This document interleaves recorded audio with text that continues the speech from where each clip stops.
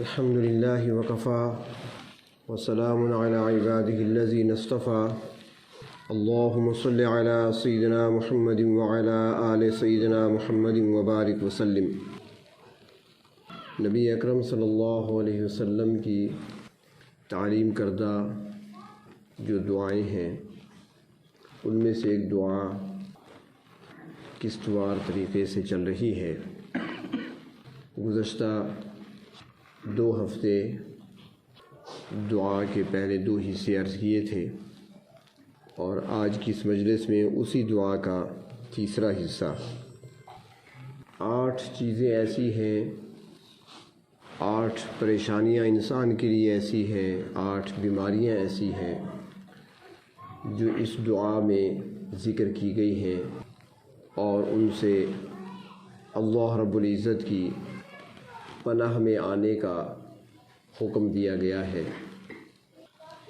پہلے ارشاد فرمایا کہ اللہم انی اعوذ بک من الہم والحزن، غم چاہے ماضی کا ہو، حال کا ہو یا آنے والے زمانے میں کوئی آنے والی پریشانی ہو، وہ غم ہو یا ہم ہو، اس سے پناہ مانگی گئی ہے۔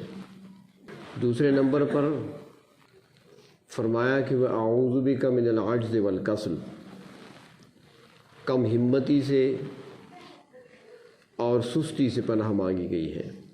یہ بھی ایک طرح کی بیماری ہے۔ اور آج کی مجلس میں اس دعا کا تیسرا حصہ ہے جس میں فرمایا گیا کہ اللہم انی اعوذ بک من الجبن والبخل۔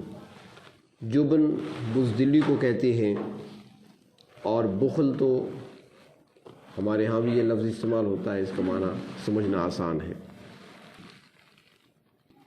انسان کے دل میں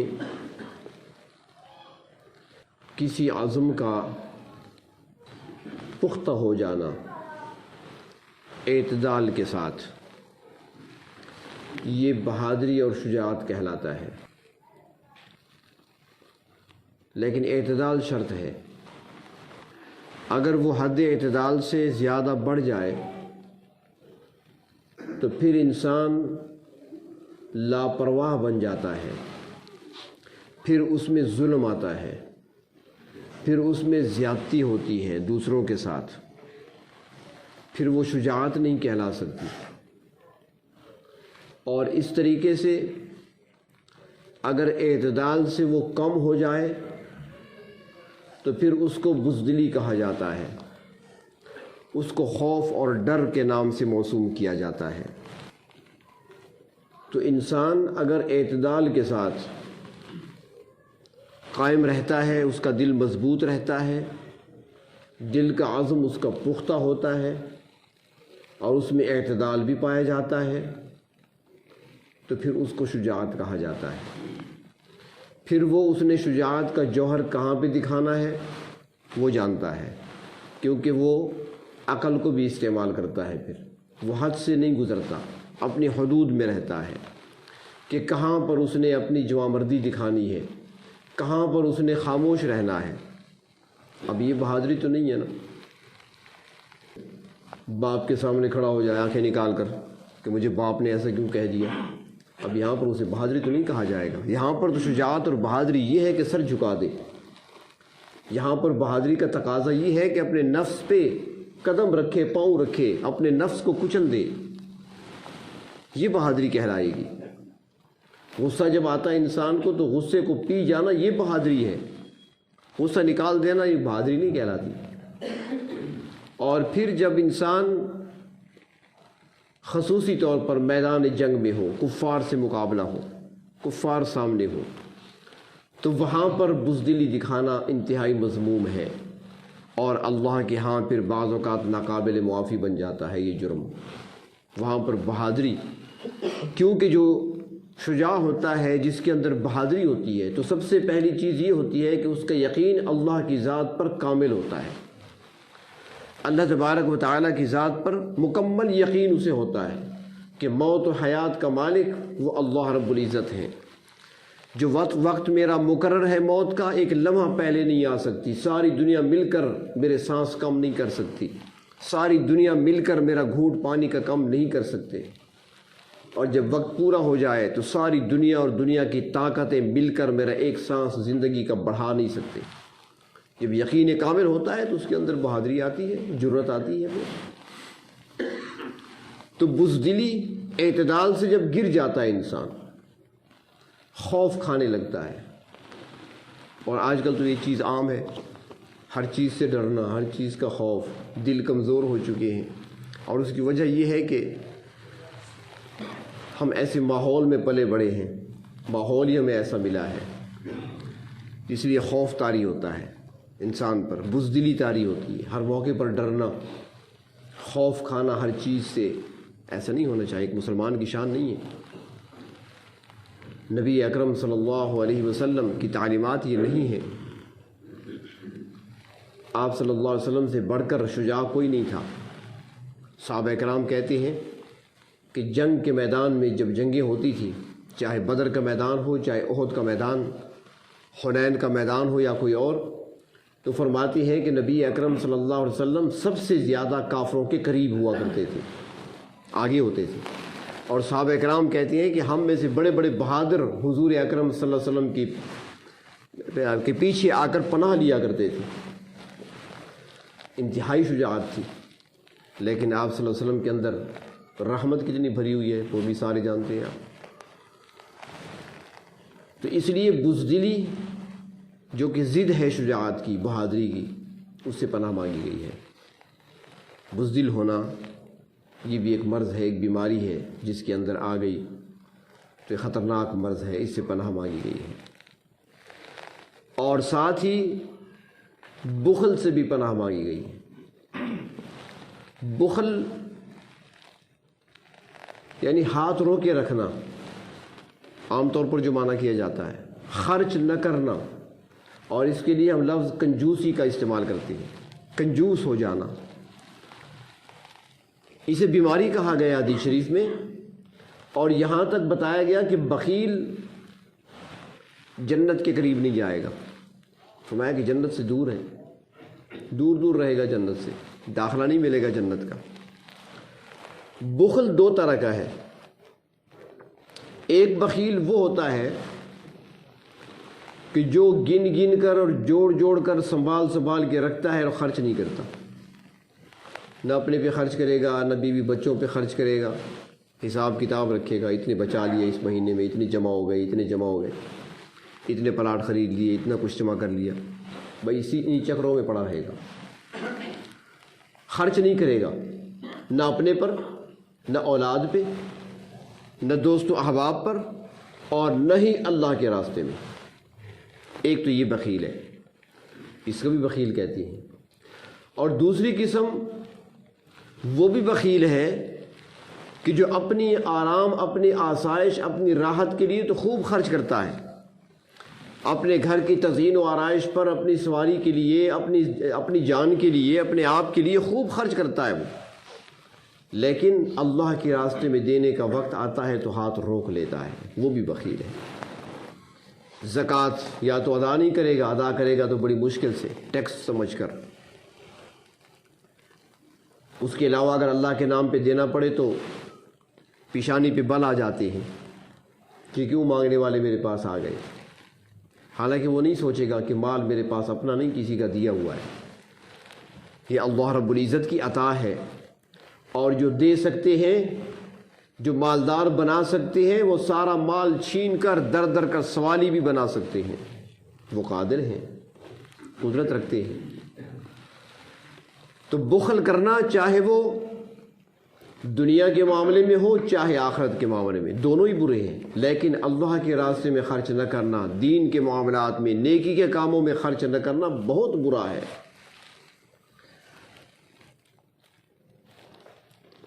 اس معاملے میں وہ میں ساتھیوں سے کہا کرتا ہوں کہ ہم نے چونکہ جیب جو بنائی ہے نا، جہاں پر اپنا سرمایہ رکھتے ہیں، وہ بالکل دل کے ساتھ ہی بنائی ہے، دل کے اوپر، جب ہم نے رکھا ہی دل کے ساتھ ہی ہے، نوٹوں کو گن گن کر تو خرچ کرنے کو کہاں جی چاہے گا، اس لیے جو کہا گیا نا کہ دل میں داخل نہ ہو اس کی محبت، دنیا کی محبت دل کے اندر نہ آئے، اور انسان جب اللہ کے راستے میں خرچ نہیں کرتا تو اس کی وجہ یہ بھی ہوتی ہے نا، ایک بڑی وجہ یہ ہے کہ دنیا کی محبت انسان کے دل میں ہے۔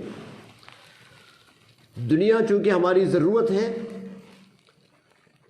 کمانا بھی جائز ہے حلال طریقے سے، خرچ کرنا بھی جائز صورتوں میں جائز ہے، استعمال کرو اسے، لیکن اس میں اسراف بھی نہ ہو، بخل بھی نہ ہو، درمیان میں اعتدال کے راستے پر خرچ کیا جا سکتا ہے، لیکن اس کی محبت دل کے اندر نہ آئے۔ تو ہم نے چونکہ جیب بنائے ہیں دل کے اوپر، پھر خرچ کرنے میں ذرا تکلیف ہوتی ہے۔ اور اس معاملے میں دیکھ لیا جائے نا کہ، اور شاید کہ اس بات پر تو سارے آپ گواہ ہوں گے کہ اس معاملے میں خواتین خرچ کرنے میں بہت زیادہ لٹا کر آتی ہیں جہاں بھی جاتی ہیں۔ یہ ہمارے ساتھ عمرے پہ ساتھی جاتے ہیں نا، اب اس سال تو نہیں جا سکے، ہم راستے ہی بند ہیں، تو ساتھی عمرے پہ جاتے ہیں، پوچھتے ہیں کہ ساتھ خرچہ کتنا لے جائیں، تو ہمارا پہلا سوال یہ ہوتا ہے کہ گھر والے بھی ساتھ ہیں؟ اگر وہ کہتا ہے کہ نہیں اکیلا جا رہا ہوں، تو ہم اسے کہتے ہیں کہ بھئی 500-700 ریال کافی ہیں مہینے کے لیے خرچے کے لیے۔ اگر وہ کہتا ہے کہ گھر والی میرے ساتھ ہے، تو پھر کہتے ہیں کہ جتنے زیادہ لے جا سکتے ہو لے جاؤ، وہاں آپ کو مانگنے پڑے کہ قرض لینا پڑے گا، کیونکہ وہ خرچ کرتی ہے، کیونکہ ان کی جیب یہاں پہ نہیں ہے، انہوں نے پرس میں رکھے ہوتے ہیں، ہم نے جیب پہ رکھی ہیں اور جیب دل کے ساتھ ہے۔ لیکن غلطی دونوں سے ہوتی ہے، ہم نے بخل کا راستہ اختیار کیا، انہوں نے فضول خرچی کا راستہ اختیار کیا، وہ بھی ناپسندیدہ، یہ بھی ناپسندیدہ۔ نہ ہم نے اعتدال کے راستے کو اپنایا، نہ انہوں نے اعتدال کے راستے کو اپنایا۔ انہوں نے خرچ کیا تو بے دریغ کیا، ہم نے روکا تو مکمل کنٹرول کر لیا، اور دونوں ہی برے ہیں۔ فضول خرچی بھی بری ہے اور بخل سے کام لینا یہ بھی برا ہے۔ ایک ساتھی آئے تھے میرے پاس، آتے رہتے ہیں کئی مسائل لے کر، تو اس نے اپنا رونا شروع کر دیا، کاروبار ایسا، حالات ایسے بن گئے، پہلے ٹھیک تھا، اب یہ ہوا وہ ہوا۔ تو میں نے اسے کہا کہ بھئی ایک بات کا خیال رکھو، مجھے لگتا ہے کہ تم نے اپنے گھر کے خرچ میں بخل سے کام لینا شروع کر دیا ہے۔ اس نے کہا وہ کیسے؟ میں نے کہا کچن کے معاملے میں ہاتھ آپ نے سخت کر دیا ہے۔ وہ کہتا ہے جی وہ تو کرنا پڑا، حالات ایسے ہیں، پھر جو ہے نا وہ ضائع کرتے ہیں، ایک دن میں کلو لے آتا ہوں کوکنگ آئل، دوسرے دن پوچھتا ہوں تو ختم ہو گیا، چینی لے کر آتا ہوں تو 2 دن بعد 5 کلو چینی ختم ہو جاتی ہے، تو مجھے کنٹرول کرنا پڑا۔ میں نے کہا جب تم نے کچن کے حالات کنٹرول کیے، اللہ نے روزی کو کنٹرول کر لیا۔ اگر اپنی روزی کو کھلا رکھنا ہے، وسعت چاہتے ہو تو کچن میں ہاتھ کھلا چھوڑ دو۔ تو کھانے پینے میں تنگی نہیں دینی چاہیے۔ رزق کے اندر، کاروبار کے اندر اگر برکت ہے تو اس کا ایک ذریعہ یہ بھی ہے کہ اپنے کچن کے معاملات میں مرد کو چاہیے کہ مداخلت نہ کرے، ذرے ذرے کا حساب نہ لے، کل 5 کلو چینی آئی تھی کہاں چلی گئی، اور پھر آٹے کا اٹھا کر وزن کرنا اور چینی کا وزن کرنا، پہلے تو اتنی پڑی تھی اب اتنی کہاں چلی گئی، بھئی کہاں استعمال ہوئی، گھر میں استعمال ہوئی ہے۔ تو رزق کی برکت کا ایک ذریعہ یہ بھی ہے، گھر والوں پہ خرچ کرنا اگر کھلے دل سے کریں گے تو پھر صدقے کا ثواب بھی ملے گا۔ دنیا کے معاملے میں ہمارا ہاتھ کھلا ہوتا ہے، بلکہ نام نمود کی خاطر ہم بہت کچھ لٹاتے ہیں۔ اگر کوئی شادی ہے نا تو یہ سارے حضرات جاتے ہیں ماشاءاللہ شادیوں میں، اور وہاں پر ٹیکس بھی دینا ہوتا ہے، جسے سلام کہتے ہیں، ٹیکس ہی ہے نا کھانے کا، اور کیا ہے، قیمت دینی ہے، جتنا زیادہ تعلق ہے اتنا زیادہ خرچہ دینا پڑے گا۔ اس لیے ہم تو آنکھیں پھیر کر نکل آتے ہیں باہر، نہ لینے ہیں نہ دینے ہیں۔ باقی لوگ تو اس نیت سے دیتے ہیں نا، پھر یہ آ کر دے گا، یہ قرض ہے، اور پھر اگر زیادہ لے گا تو سود ہے، کس طرح بچیں گے؟ ایک رسم رواج ہے۔ تو وہاں پر جب وہ جاتے ہیں نا تو وہ پوچھتے ہیں ساتھ والے سے، یار اس نے کتنے سلام لکھوائے؟ یہ روزمرہ کی باتیں ہیں، آپ کے علم میں، آپ جانتے ہیں، دیکھتے رہتے ہیں، اس نے کتنے لکھوائے؟ وہ کہے گا اس نے 500 لکھوائے۔ ہاں یہ 1000 میرا لکھو۔ وہ کہے گا یار 500 دے دیں۔ نہیں یار وہ بھی 500 دے، میں بھی 500 دوں، میری حیثیت زیادہ ہے اس سے، وہ بھی 500 دے۔ میں بھی 500 دوں، 1000 لکھو۔ 2 گھنٹے بعد چندے والے آ گئے، مسجد والے۔ اب وہ کہتے ہیں ہاں میرا 100 روپیہ دے دو اسے۔ وہ کہتے ہیں یار اس نے تو 200 دیے، وہ بڑا آدمی ہے، چھوڑو اسے، 100 دے دو۔ پہلے وہ کمی آدمی تھا، میں برابری نہیں کرنا چاہتا تھا، وہ 500 دے گا تو میں 1000 دوں گا، نام نمود کی بات تھی نا۔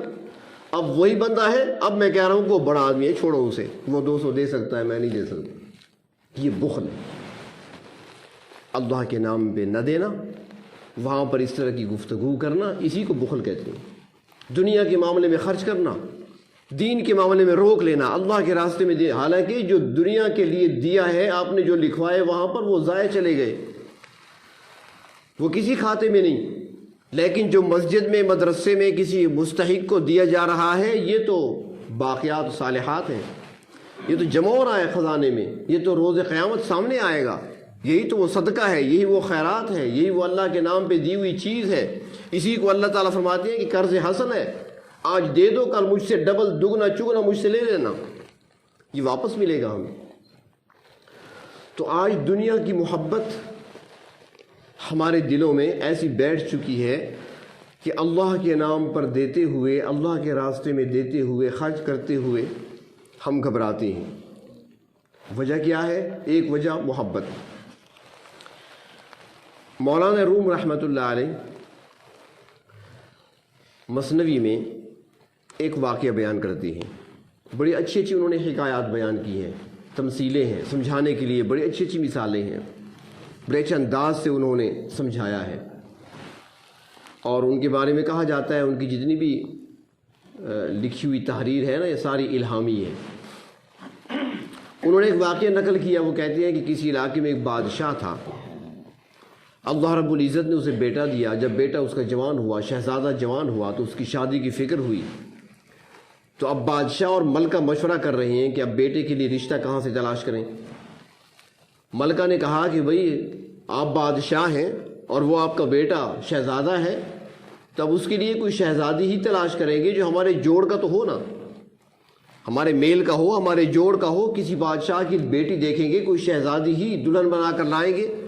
اگر کوئی شہزادی جوڑ کی نہیں مل رہی تو پھر کسی مالدار، کسی رئیس، کسی سیٹھ کی بیٹی سے نکاح کریں گے بیٹے کا۔ بادشاہ کہنے لگا ملکہ سے کہ ایسی بات نہیں، ہمارا دین ہمیں یہ سکھاتا ہے کہ مال و دولت کو نہ دیکھا کرو بلکہ دینداری کو دیکھو۔ تو میں تو اپنے بیٹے کے لیے، شہزادے کے لیے کوئی دیندار لڑکی ہی تلاش کروں گا، جو دین کے احکامات کو سمجھتی ہو، اللہ کے احکامات کو سمجھتی ہو اور دینی احکامات اور شریعت پر عمل کرنے والی ہو۔ میں تو بیٹے کے لیے وہ دلہن بنا کر لاؤں گا۔ بادشاہ اور ملکہ میں بحث چلی، وہ وزیر ہے کہ دیندار لڑکی لاؤں گا میں، اور نبی اکرم صلی اللہ علیہ وسلم نے بھی یہی نصیحت فرمائی۔ آپ نے فرمایا تھا حضرت ابو ہریرہ رضی اللہ تعالیٰ عنہ سے، ابو ہریرہ 4 اسباب ہیں جن کی بنا پر نکاح کیا جاتا ہے کسی لڑکی کے ساتھ۔ پہلا سبب مال و دولت دیکھا جاتا ہے، جیسے آج کل کتنا جہیز لے کر آ سکتی ہے، کتنا کچھ لے کر آئے گا، باپ کیا کچھ دے گا اس کا، تو مال و دولت۔ دوسری چیز فرمایا حسن و جمال، خوبصورتی دیکھی جاتی ہے۔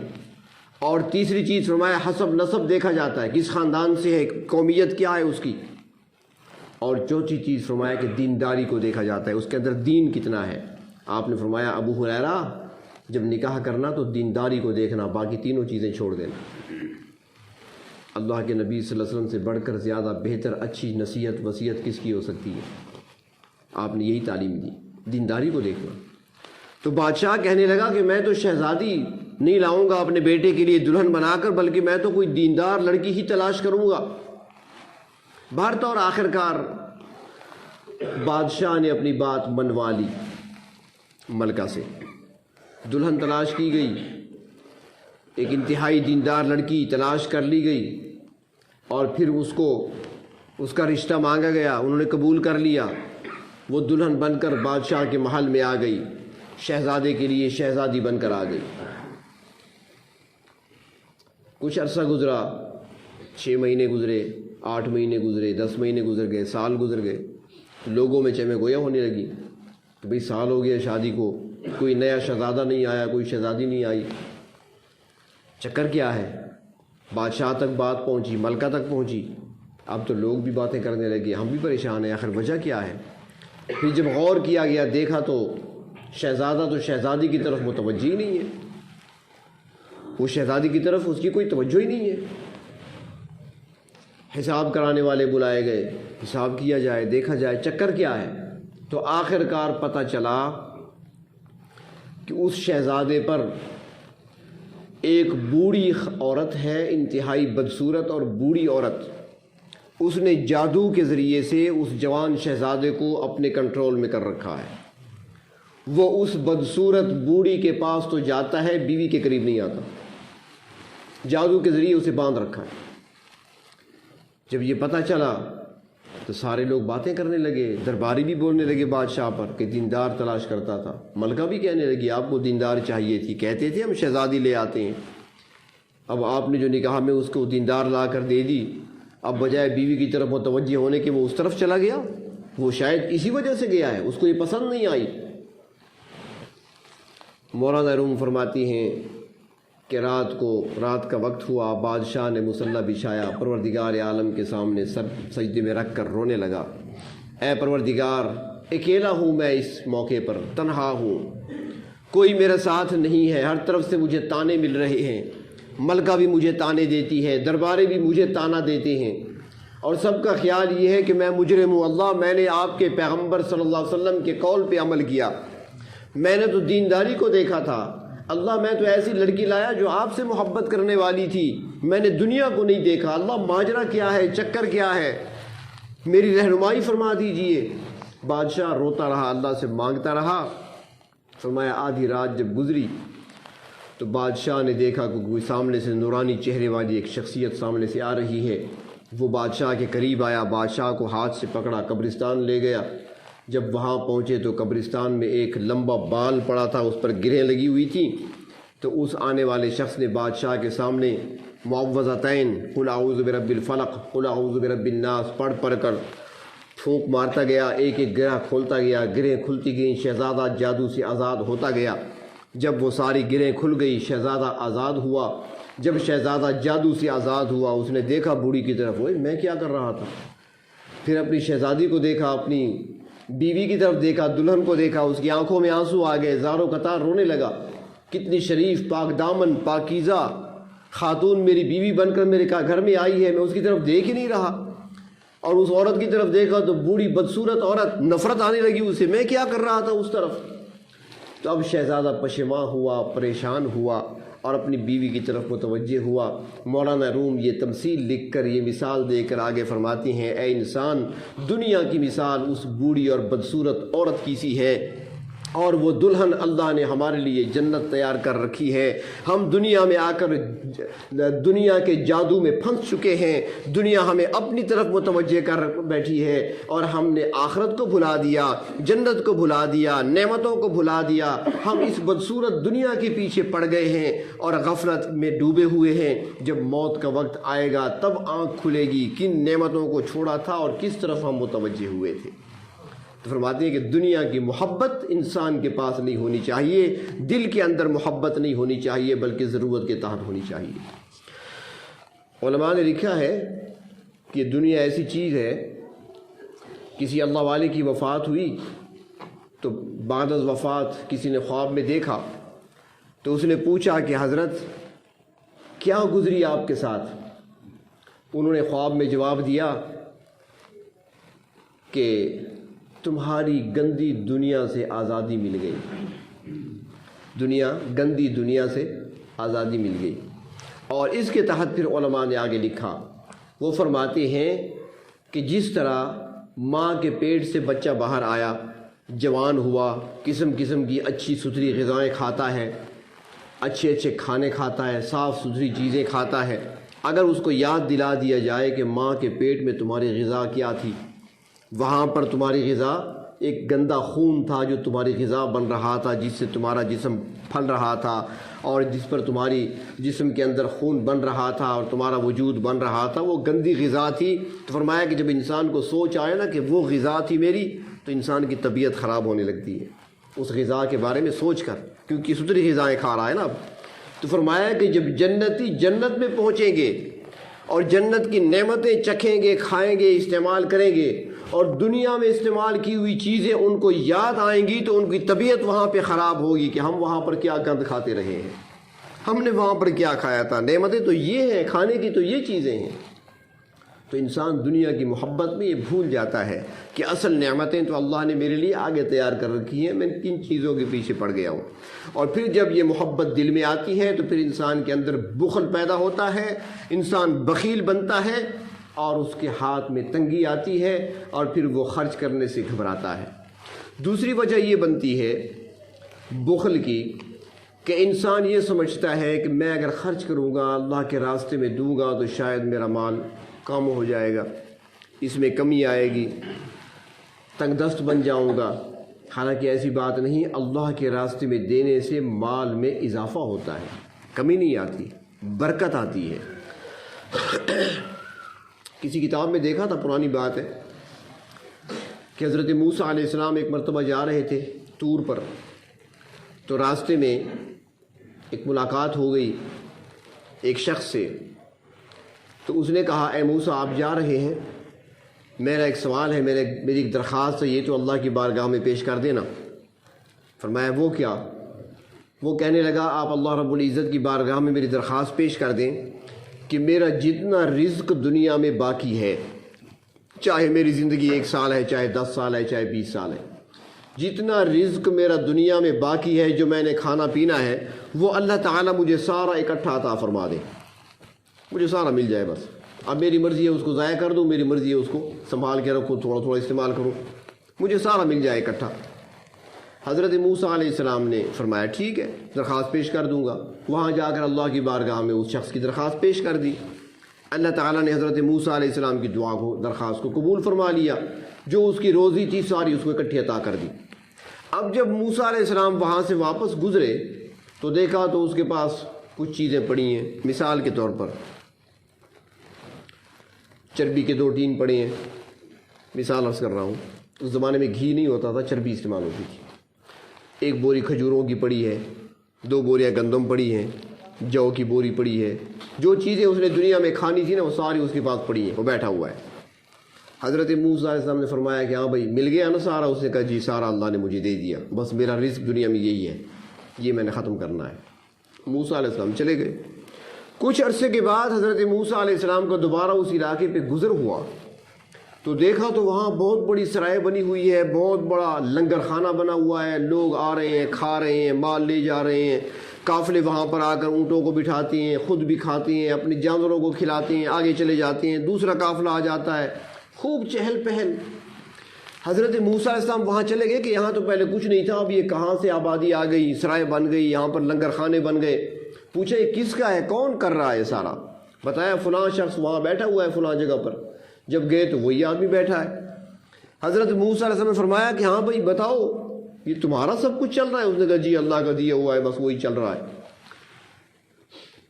حضرت موسیٰ علیہ السلام بڑے حیران ہوئے، اللہ کی بارگاہ میں عرض کیا میرے پروردگار آپ کے فیصلے برحق ہیں، آپ نے جس کا جو دانہ مقرر کیا ہے وہ اس سے زیادہ دنیا میں استعمال نہیں کر سکتا، آپ کا فیصلہ ہے، آپ کا قانون یہ ہے، جتنا آپ نے جس کی روزی مقدر کر دی ہے بس وہی اس نے کھانی ہے، دانہ پانی مکمل ہوا دنیا سے گیا۔ تو اس شخص کو تو میں نے درخواست پیش کی تھی، آپ نے قبول کر لیا، اس کو آپ نے دے دیا جو روزی تھی، وہ تو میں نے دیکھ لیا تھا، وہاں پر 2-3 بوریاں تھی اور کچھ نہیں تھا، اب وہاں پر اتنا لنگر خانہ چل رہا ہے، یہ مال کہاں سے آیا؟ اللہ آپ کے وعدے تو کچھ اور ہیں۔ اللہ نے فرمایا اے موسیٰ میرا ایک وعدہ اور بھی تو ہے نا، وہ بھول گئے آپ؟ عرض کیا اللہ وہ کون سا؟ اللہ نے فرمایا موسیٰ میرا یہ بھی تو وعدہ ہے، جو میرے راستے میں دے گا میں اس کو اور برکتیں دوں گا، جو میرے راستے میں خرچ کرے گا لئن شکرتم لأزیدنکم، شکر ادا کرتے رہو گے میں مزید دیتے جاؤں گا، تم میرے راستے میں خرچ کرتے رہو گے میں برکتیں عطا کرتا رہوں گا۔ اس بندے نے میرے ساتھ تجارت شروع کر دی ہے، جب میں نے روزی ساری اس کو دے دی، اس نے میرے راستے میں دینا شروع کر دیا، تو میں نے وعدے کے مطابق بڑھانا شروع کر دیا، وہ دیتا رہا میں بڑھاتا رہا، آج لنگر خانے بنے ہوئے۔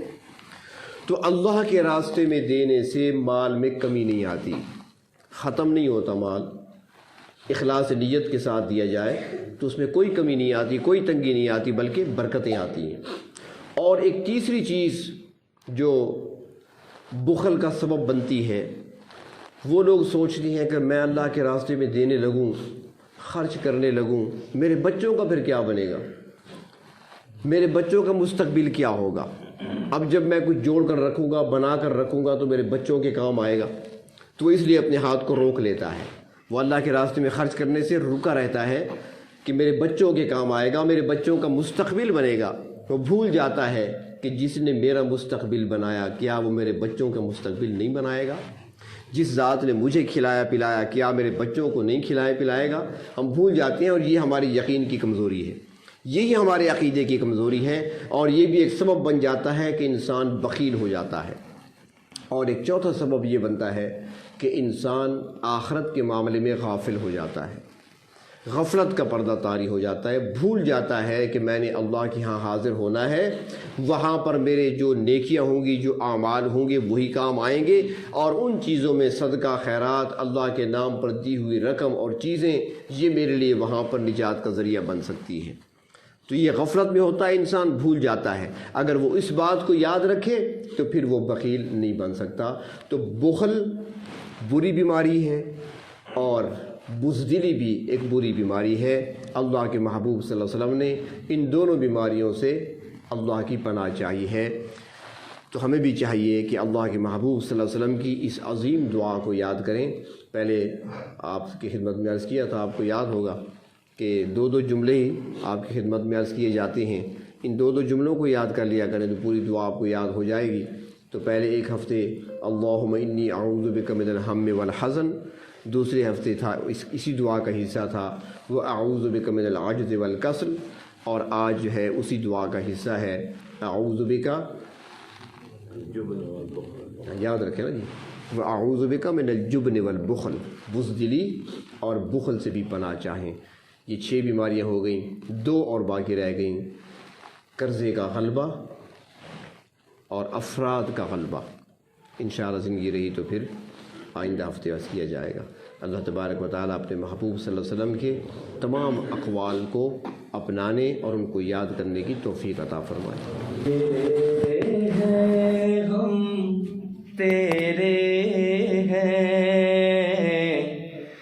جیسے بھی ہیں تیرے ہیں، تیرے ہیں ہم، تیرے جیسے بھی ہیں تیرے ہیں، دامن عجز بکھیرے ہیں، جیسے بھی ہیں تیرے ہیں، جیسے بھی ہیں تیرے ہیں، کہ کوئی نہ اپنا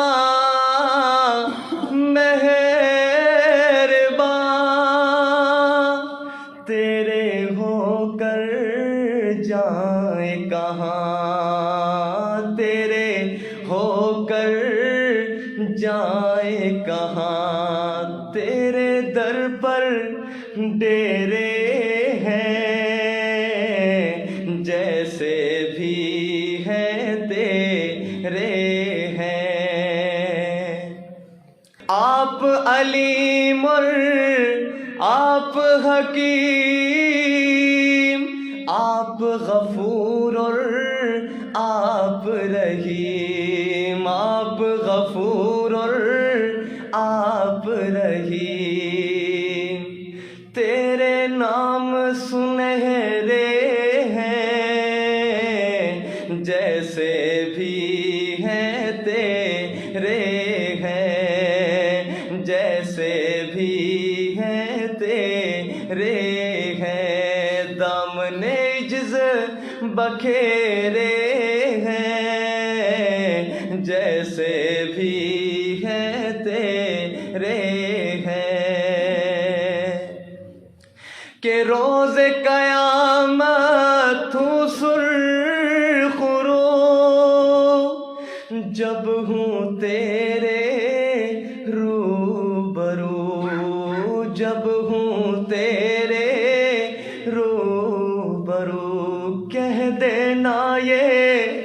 میرے ہیں، کہہ دینا یہ میرے ہیں، جیسے بھی ہیں تیرے ہیں، جیسے بھی ہیں تیرے ہیں، دامن عجز بکھیرے